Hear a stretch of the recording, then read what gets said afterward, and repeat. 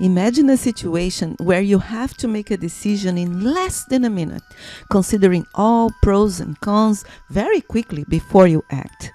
That happens to most of us all the time. Sometimes the decisions are about ordinary things, but sometimes they are more important than we can realize at the moment. In this case, I'm about to tell you, it made me reflect for several days after. That's the reason I believe it will make you reflect too. It was an ordinary day. I was driving to work in a rush to get there on time for an unmissable meeting. I knew I would be there in 15 minutes or so because the traffic was okay. But when I stopped at the first red light and looked through the window, I saw an elderly man struggling to cross the street with several bags. Cars zoomed by as he hesitated at each step. One bag slipped from his hand, spilling fruits and canned goods onto the pavement. It was a mess. The bags were overfilled, and each time he tried to pick one up, another tore and tipped over. He bent down slowly, struggling to gather his things, only for the bags to keep falling apart. I felt like, okay, that's normal scene. There is nothing I can do. From here, someone will help him. He will figure out. I'm late. But I noticed that people walked by without a second glance, ignoring the man's struggles. That reminded me the breaking news about an elderly man who fell and died after being ignored for 9 hours under freezing temperatures in Paris. He didn't hit his head or had a heart attack. He fainted. And he would recover fast, but nobody had time to check on him and give him a little help. So he died of hypothermia. Or, as I read in an article later, he died of indifference. Looking at the man struggling with his bags made me reflect on how life can place us in either role. Sometimes we are the hurried passerby, and sometimes we are the person in need. Therefore, I imagine the man slipping or getting hurt while strangers deliberately avoided him, as if he were invisible as a person, yet perfectly visible as an obstacle in their way. That minute felt like an eternity for me, but suddenly I had an urgent need for the traffic light to turn green so I could act, already accepting the fact that I would be late for the meeting. I saw a parking lot, pulled in, jumped out, and ran to help. The bags were super small and torn, making it impossible for the man to carry everything. I guided him to a safe spot under a tree and asked him to wait while I would get stronger bags from a nearby store.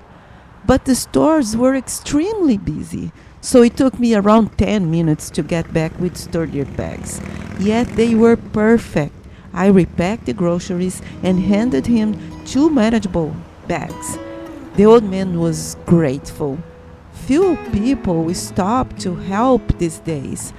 You're an angel, he said. What's your name? I asked. Jeff, he told me, smiling. I hurried back to work, and of course I arrived late, feeling the weight of everyone staring at me as I opened the door, took my seat, dove into that meeting like I was jumping into an Olympic pool without time to think until I reached the other side. After the meeting was over, I stayed behind to make a coffee in the meeting room's coffee machine and looked out the window. I could finally think about what happened. I should have left home earlier, I thought. But if I had, I wouldn't have experienced that meaningful moment. Seneca said that the world offers countless opportunities to practice virtue, not just within our immediate surroundings, but everywhere we go. Listen to what he said. The very reason for our magnanimity in not shutting ourselves up within the walls of one city, in going forth into intercourse with the whole earth, and in claiming the world as our country, was that we might have a wider field for our virtue. Sometimes we believe we are not in a position to help others, so we wait for the perfect opportunity to make a difference. But if we want to help, we can, even if in ways that seem small or simple. Seneca reminds us that even those who are not on the front lines can still contribute. Even if others shall hold the front line, and your lot has placed you among those of the third line, from there where you are due service with your voice, encouragement, example, and spirit. Even though a man's hands are cut off, he finds that he can do something for his side in battle, if he stands his ground and helps with the shouting. Some such thing is what you should do.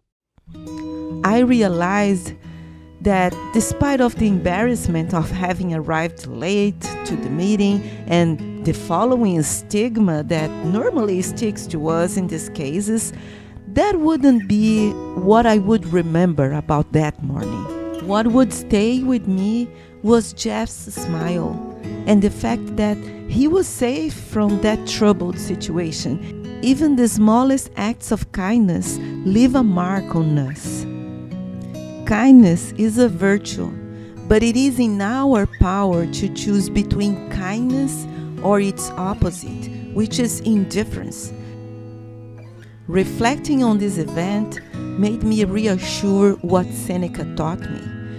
No matter the circumstance, there is always room for a small gesture of virtue.